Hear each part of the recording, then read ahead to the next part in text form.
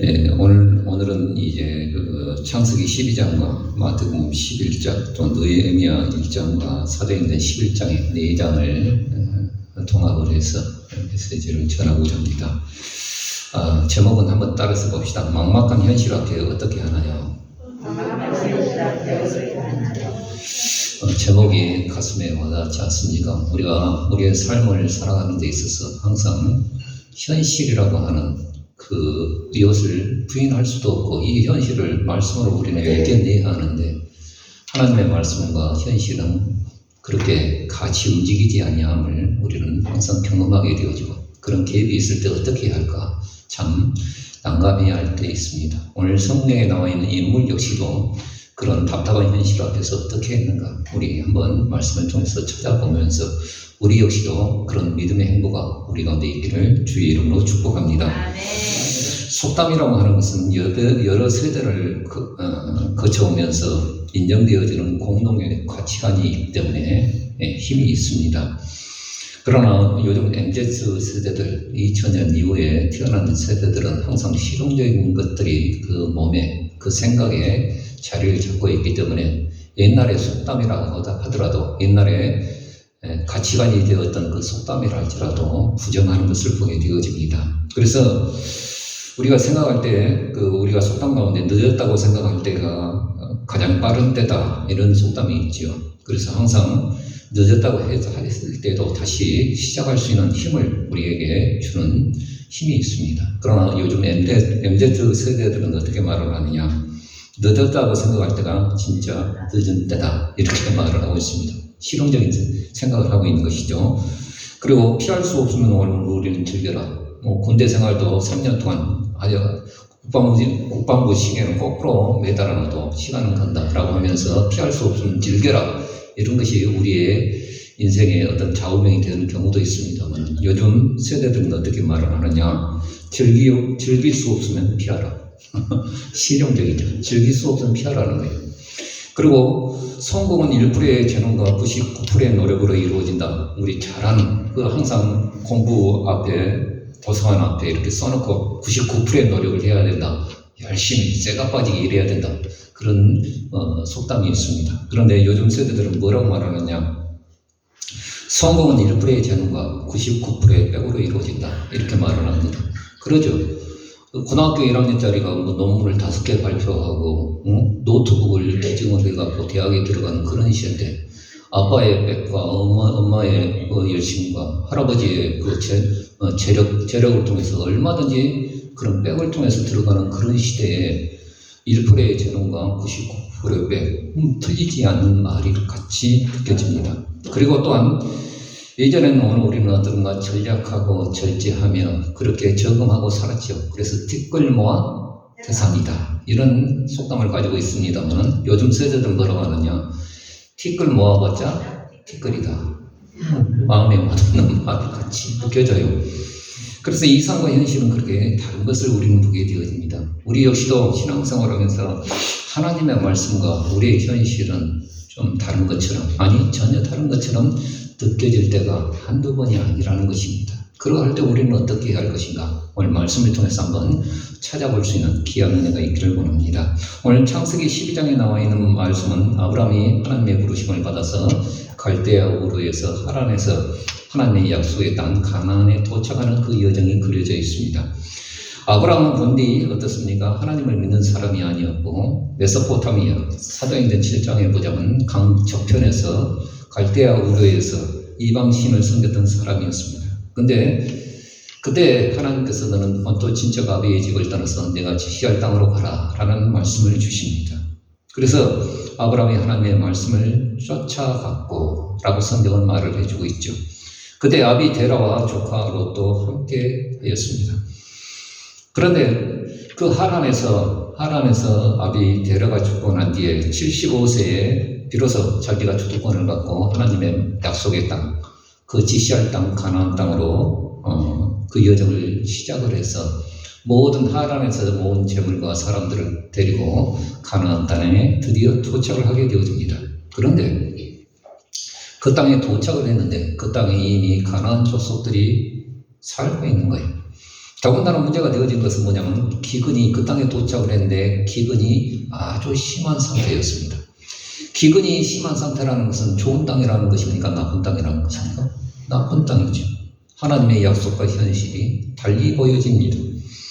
하나님께서 약속하신 것은 너가 내 말에 순종하고 나를 따라오면 너를 큰 민족이 되게 할 것이고 너의 이름을 창대케 할 것이고 너를 축복하는 자에게 축복하는 자를 내가 축복하고 너를 저주하는 자에게 내가 저주할 것이니 너는 복이 큰 은이 될지니라 라는 약속의 말씀을 주셨습니다.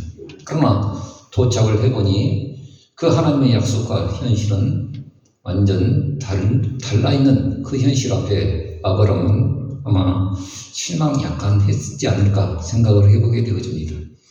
그래서 가는 곳마다 단을 쌓기는 하지만 북박하는 그 현실 앞에 어떻습니까? 지금 양떼를 하란에서 얻은 그 어마어마한 양떼를 이끌고 가나안 땅에 도착을 했는데 기근이 심해요. 여러분들 물이나 풀이 없으면 그 목초지가 없으면 양들은 다 죽어나갈 판이에요. 그래서 결국에는 애굽에 우거하려 내려갑니다. 우거한다는 것이 잠깐 둥지를 틀 정도로 한 것이 아니라 그 원문에는 그렇게 되어 있습니다만 다른 뜻으로 해석되어진 것이 뭐냐면 청청하러 내려간 것입니다. 왜요? 하나님의 약속한 땅 그 가나안은 기근이 심한 상태라 저 나일강의 범람을 통하여서 푸른 목초지가 있는 애굽 땅에 내려가는 것은 기정사실 아닙니까? 그래서 말씀과 막막한 현실이 갭이 클 때 어떻게 해야 할까요?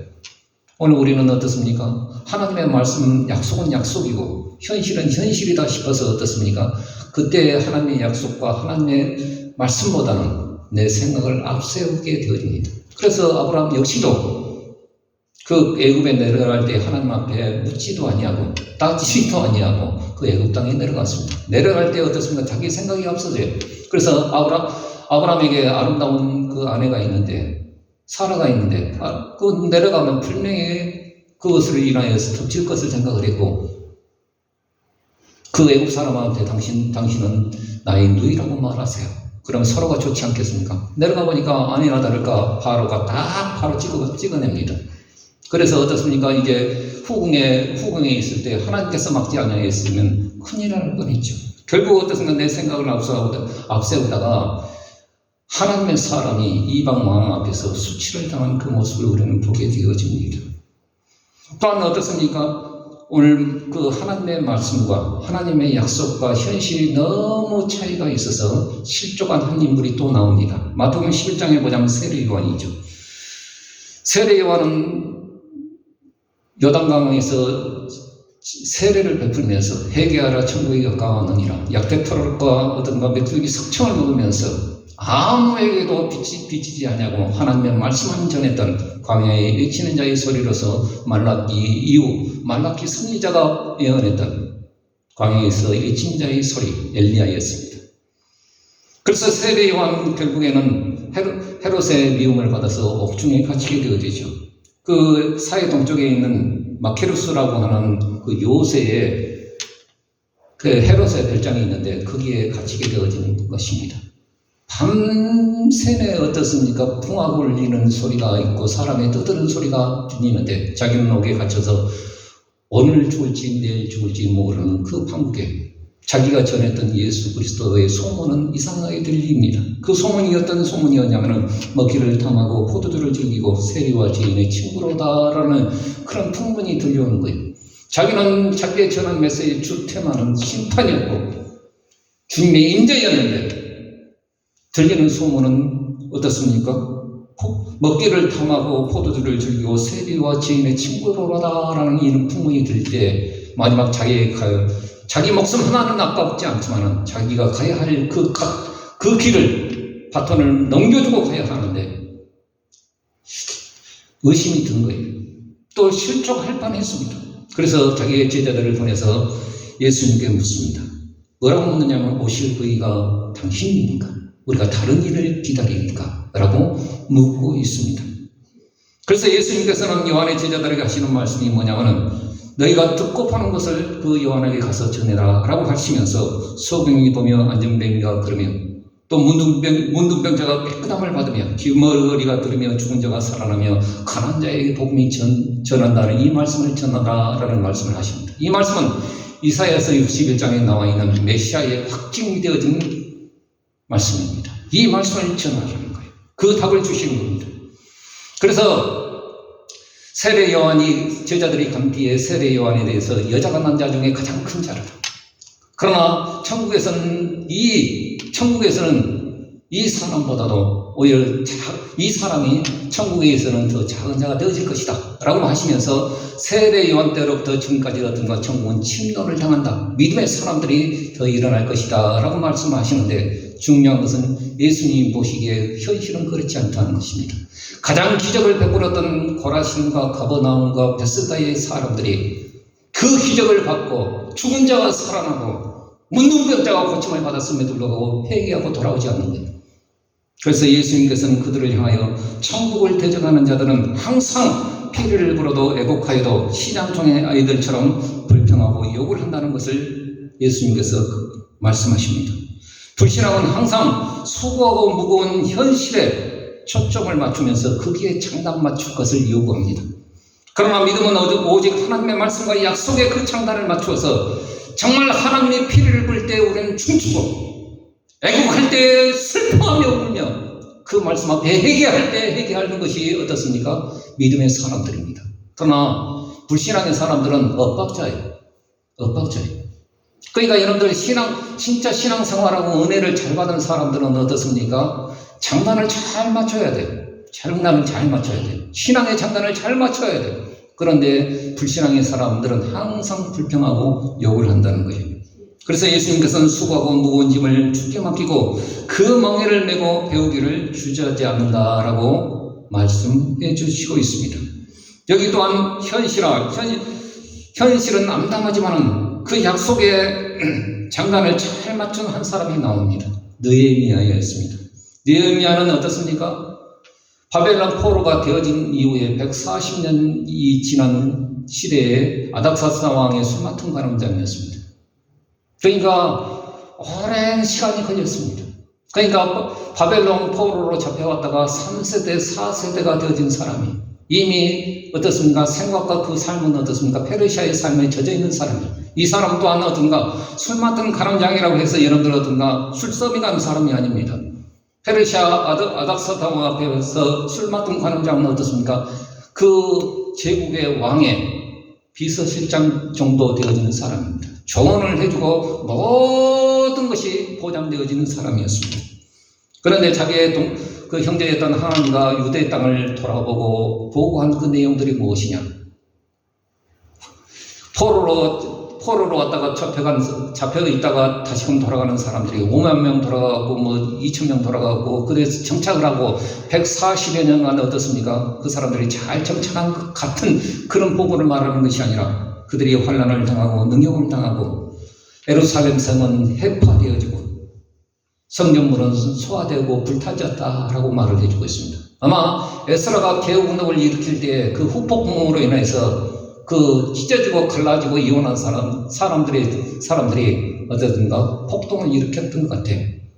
이런 소리를 듣고 자기 민족의 아픔을 아는 느헤미야는 그 자기 민족을 가슴에 안고 여기 기스로엘과 니사노를 그 4개월 동안에 울며 금식하며 하나님의 은혜를 구하고 있음을 보게 되어집니다.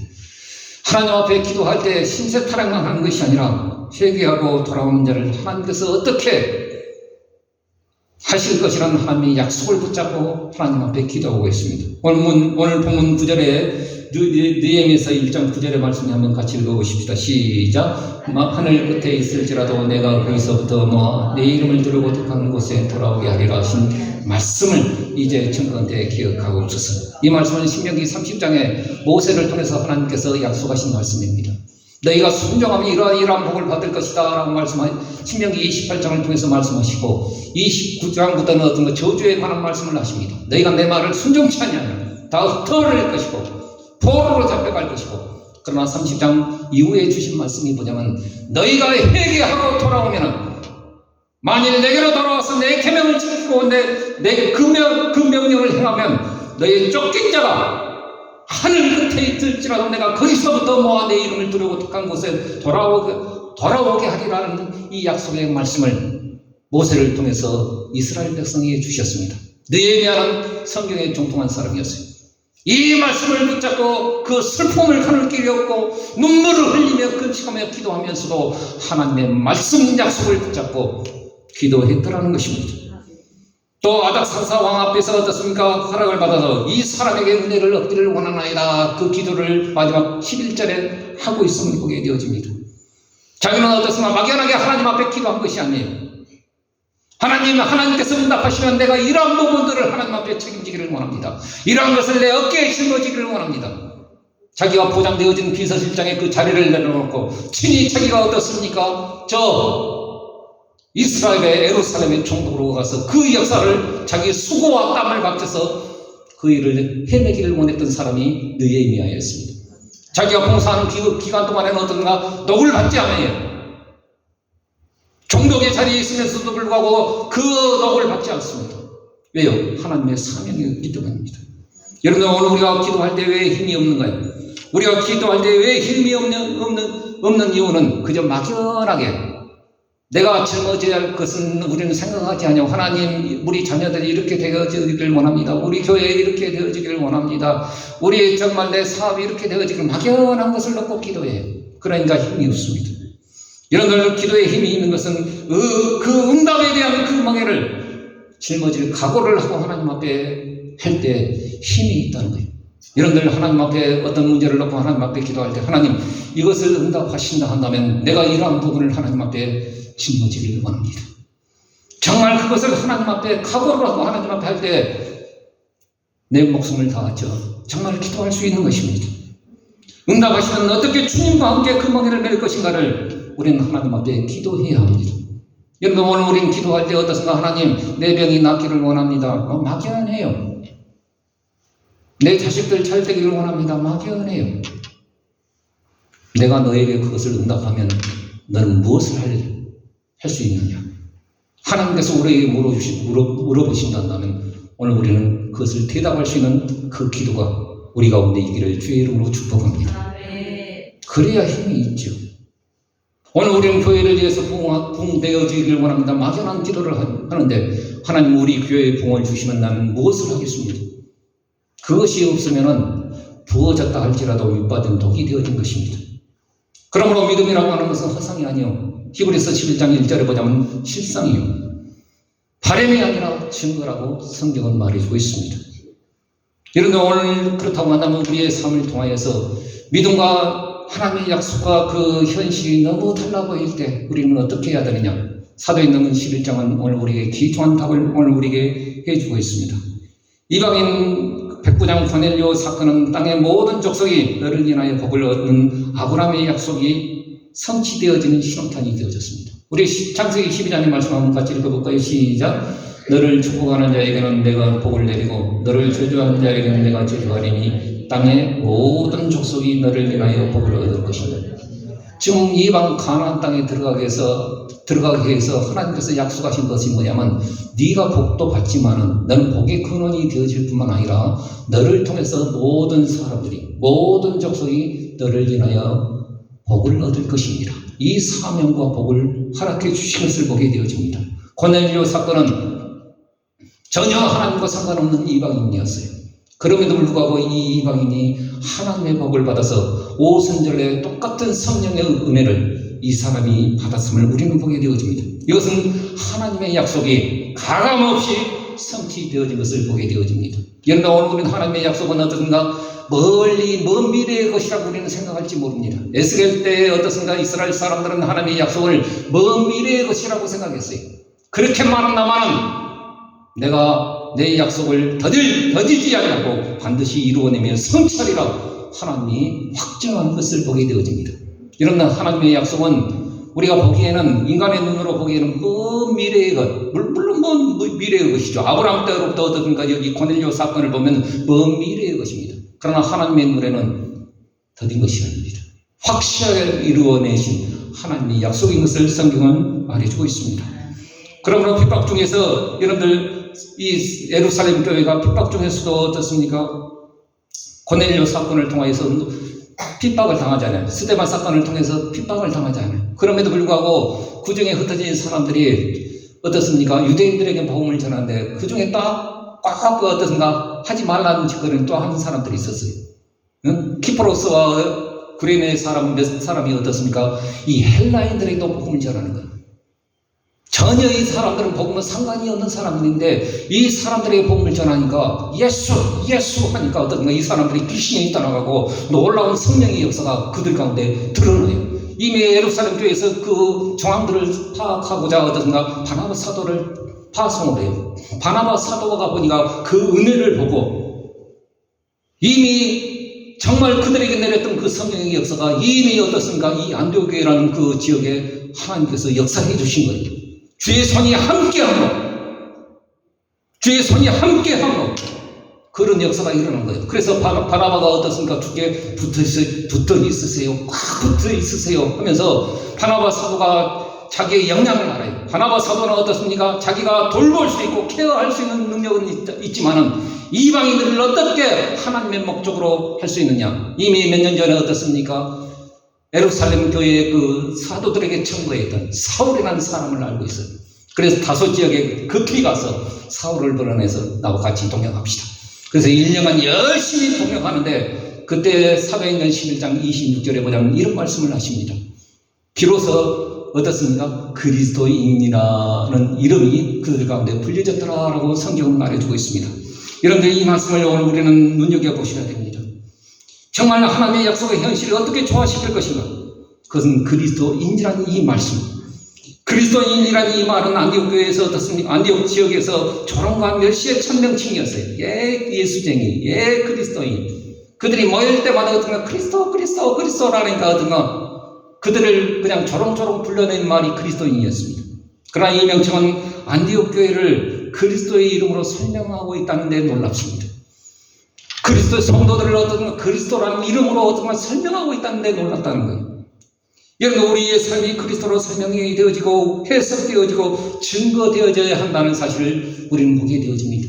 여러분 우리의 현실과 하나님의 약속은 멀리 있는 것처럼 어떻게 조화시킬 건가? 정말 내 현실은 답답해서 어떻게 할 수 없는 그 상황 가운데서 우리가 해답을 얻어야 할 것은 내가 그리스도인이 되어야 합니다. 그냥 종교 안에 그리스도인, 기독교인 이렇게 쓰는 것이 아니라 내 삶이 하나님의 영이 나를 인쳐서 나에게 벽딱지 하나를 눈에 보이지 않는 벽딱지 하나를 딱 세워놓으셨는데 그게 뭐냐면 인치셨다라는 것입니다. 그게 뭐냐면 너는 그리스도인이다. 성령이 인쳐주신 거예요. 할렐루야. 그런데 우리 하는 짓은 그리스도인이 아닙니다. 영 그리스도인이 아니죠. 우리의 삶과 우리의 생각과 우리의 말하는 범사와 우리의 모든 생활의 모든 형태들이 그리스도인. 네가 말할 때도 그리스도인을 말하고 정말 복음을 전할 때도 네가 삶을 살아갈 때도 그 고난을 받을 때도 어떻습니까? 그리스도인을 얼마나 말했던지 안디옥에 있는 모든 사람들이 그들을 비방하여 손가락질하면서 하는 말들이 야 그리스도인 이 말이었는데 그 말이 그들의 삶을 대변해 주었기 때문입니다. 여러분 우리의 현실과 하나님의 약속은 멀리 떨어져 있는 것처럼 느껴질 때가 많아요. 그러나 내가 그리스도인 되어지면 어떤가? 나를 축복한 자를 하나님께서 축복하시고 나를 저주하는 자를 하나님께서 저주하시는 거예요. 왜요? 그분이 복의 근원이시기 때문입니다. 네. 여러분들 오늘 우리가 하나님 앞에 복을 받은 것은 어떤가? 그냥 몇 평 사고 아파트 몇 평 사고 그런 것이 아니라 복의 근원이 되어지는 복을 받는 거예요. 왜요? 하나님이 복의 근원이시기 때문입니다. 네. 여러분들 이상은 아비 때 블레셋 지역에 가서 농사를 지었는데 그해 100배의 수확을 얻어내요. 그러니까 시기하고 질투해서 다 그 셈을 막아요. 가는 곳마다 어떻습니까? 셈을 막아요. 그런데 나중에 파다 어떻게 됩니까? 셈 근원을 얻었더라. 하나님이 우리와 함께 하시면 이런 복이 있다는 사실을 기억하기를 주의 이름으로 축복합니다. 어떻게 오늘 우리가 하나님의 말씀과 현실을 조화시킬 건가요? 약속과 암담한 현실은 많은 갭이 있습니다. 또 있는 것처럼 실제 그렇게 보입니다. 그래서 아브라함도 외국으로 내려가고 세례요한도 의심하고 실족할 뻔했습니다. 그러나 느헤미야는 다시금 하나님의 언약을 붙잡고 기도했습니다.